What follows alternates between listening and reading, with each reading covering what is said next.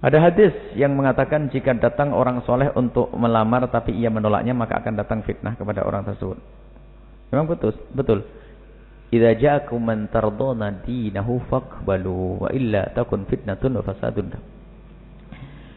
Kalau ada orang yang engkau ridho tentang agamanya, hei anak gadis, para perawan, wanita-wanita solehah, jika datang kepadamu orang yang engkau ridho urusan agamanya, melamarmu, terimalah.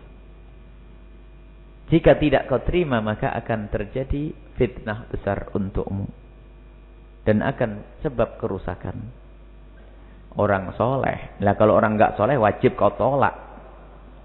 Orang soleh, orang baik, orang benar, tidak ada tanda-tanda enggak baik. Kalau ada tanda-tanda enggak baik, ya jangan. Atau anda ragu dia belum soleh. Orang jelas menurutmu soleh. Sebab apa?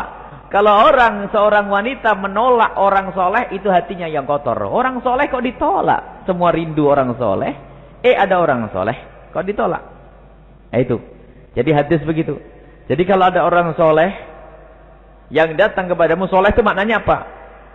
Bukan ganteng, bukan pakai mobil, bukan. Soleh itu terbukti Anda pernah mendengar dia baik dengan ibunya, baik dengan bapaknya, baik dengan saudaranya, hubungan dengan orang baik, sholatnya Masya Allah, jaga matanya terjaga, jelalatan saja sudah nggak soleh, apalagi SMS duluan bilang soleh, ya nggak soleh.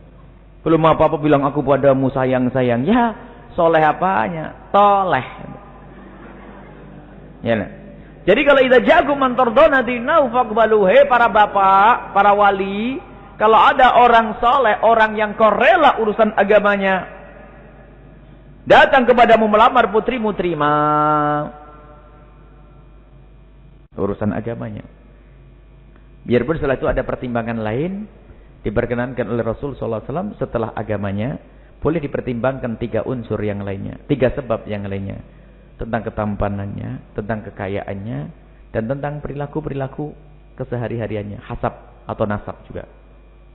Tetapi yang paling penting adalah agamanya. Kalau sudah orang menolak kesalahan, dia sih soleh orangnya, ya kan? Soleh orangnya. Terus, ya karena itulah maka saya nggak mau orang soleh nanti saya harus pakai kerudung. Wah ini neraka betul.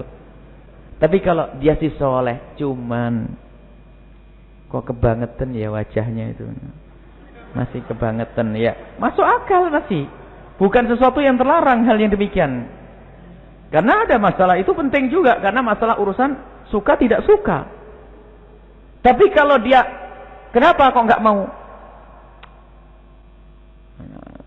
Orang begitu ribet, nanti banyak aturan. Kan begitu ya.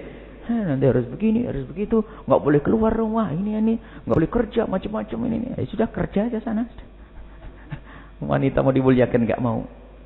Jadi maksudnya ada orang baik datang kepadamu, tidak kau terima. Baik itu maknanya apa? Kesolehan tersebut. Jadi yang akan jadi fitnah adalah jika ditolak karena kesolehannya. Tapi kalau ditolak karena unsur lain, soleh sih, aku pingin punya anak soleh. Cuma, itulah tadi itu. Sebanding anakku putih, kok dia, misalnya gitu. Ya mungkin masuk, apakah itu boleh? Masalah apa? Tungkahul mar'atu li arba'in, li jamaliha, wali maliha, wali hasabiha, wali dinha. Itu pertimbangan-pertimbangan. Akan tapi jika bandingannya itu 2, ganteng jahat, soleh welek,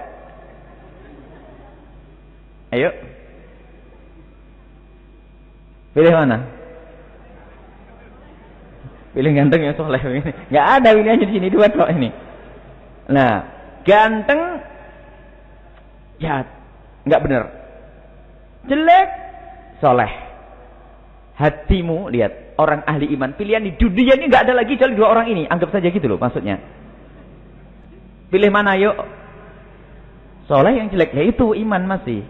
Biarpun ganteng jadi pertimbangan, tapi tidak boleh lalu mementingkan. Karena banyak fitnah, musibah gede adalah apa? Seorang tua menikahkan putrinya, yang penting banyak duitnya.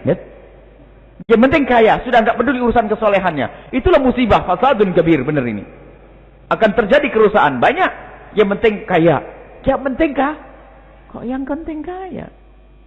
Kalau kaya soleh, alhamdulillah, benar itu. Kaya soleh.